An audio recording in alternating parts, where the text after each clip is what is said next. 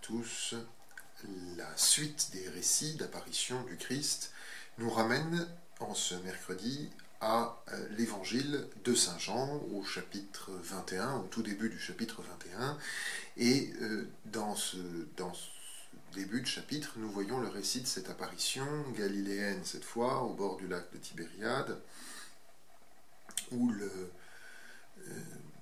le Christ se présente sur le rivage pendant que les apôtres sont en train de pêcher, et là, il s'adresse à eux, et Saint Jean le reconnaît, et Saint Pierre se précipite à la mer pour parcourir environ 100 mètres à la nage, pour rejoindre le Christ, et les apôtres sont ensuite conduits au rivage et retrouvent le Christ où ils reçoivent de lui la nourriture. Telle est la fin du passage. Alors, au milieu de ce passage, nous avons l'apparition du Christ et relevé d'un épisode qui ressemble beaucoup à celui de la pêche miraculeuse que l'on a dans Saint Luc, et où les apôtres prennent 153 gros poissons après n'avoir rien pris de toute la nuit. À la recommandation du Christ, ils jettent leur filet, ils prennent 153 poissons, gros poissons, et tirent à grand-peine le filet qui ne se rompt pas. Et c'est à ce moment-là que Saint Jean reconnaît le Christ. Alors, en disant, c'est le cri du cœur, en disant, c'est le Seigneur. Et à ce moment-là, Pierre se précipite. Alors, il y a une chose qu'il faut noter, c'est que ce passage de Saint Jean précède immédiatement ce qui correspond à l'investiture de Pierre dans les évangiles synoptiques,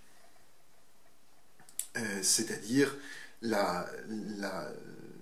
le moment où le Christ va demander à Pierre s'il l'aime plus que les autres disciples. Et lui demandant 3 fois,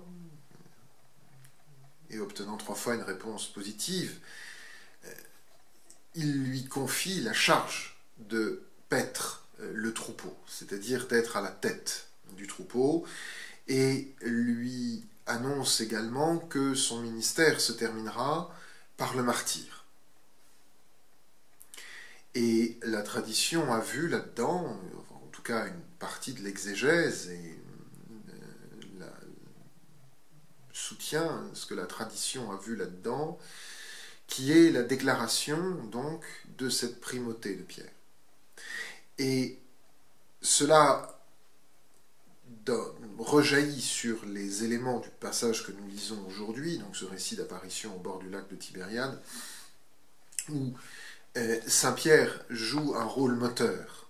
C'est lui qui conduit les autres disciples à la pêche, et les autres disent « nous te suivrons », comme ils avaient dit qu'ils iraient avec le Christ pour monter à Jérusalem. Enfin, c'est Philippe qui disait ça dans l'Évangile. Donc là nous te suivrons. Et c'est également Saint Pierre qui se précipite à la mer pour rejoindre le Christ, mais qui revient ensuite, à la demande du Christ, de ramener le poisson sur le rivage, qui rejoint et remonte dans la barque où le poisson a été tiré, la barque qui peine derrière pour remonter, pour rejoindre la rive, et qui conduit la manœuvre pour décharger le poisson, débarquer le poisson sur le rivage. Et alors, le nombre de poissons a été retenu comme symbolique depuis très longtemps, 153 poissons correspondant, dit-on, au nombre d'espèces connues par les gens susceptibles d'avoir lu ce passage, signifie que la pêche conduite par Pierre doit rassembler absolument tous les hommes. En tout cas, ça a une vue d'universalité. Le fait que le filet ne se rompe pas sous ce poids considérable étant suggérant les promesses faites, les promesses d'indéfectibilité, d'assistance indéfectible faites par le Christ à son Église. Ce sur quoi je voudrais insister, c'est sur ce fait que l'attitude de Saint Jean et de Saint Pierre, qui, vous le savez, dans ce 4e évangile, sont souvent rapprochés, notamment dans la scène du reniement de Pierre. Il y a celui qui est entré dans la maison de Caïphe et celui qui reste à l'extérieur, celui dont il n'est plus rien dit jusqu'à la mort sur la croix, et dont on comprend que donc il n'a pas trahi, et celui qui renie à l'intérieur, ce qui ne veut pas forcément signifier un jugement de valeur, comme faisait remarquer un exégète. C'est peut-être aussi que celui qui connaissait la maison de Caïphe était moins sujet au tracas dont a été victime Saint-Pierre que Saint-Pierre lui-même. Mais ce qui montre la mise en parallèle des deux. Et cette mise en parallèle des deux nous montre que dans l'exercice de la charge des apôtres de conduire une église, il y a indéfectiblement mêlé, mais réellement distinct, un aspect de lien intérieur avec Jésus-Christ. C'est celui qui conduit le troupeau doit donner des ordres et agir de l'extérieur. Et c'est ainsi qu'au commandement du Christ, il dirige la manœuvre de la barque vers le rivage. En même temps,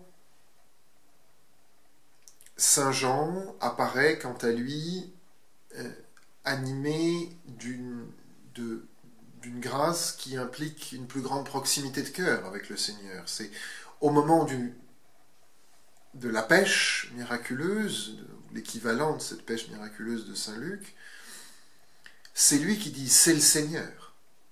Et ce cri traduit l'illumination intérieure qui a été soutenue et supportée par le signe de la pêche.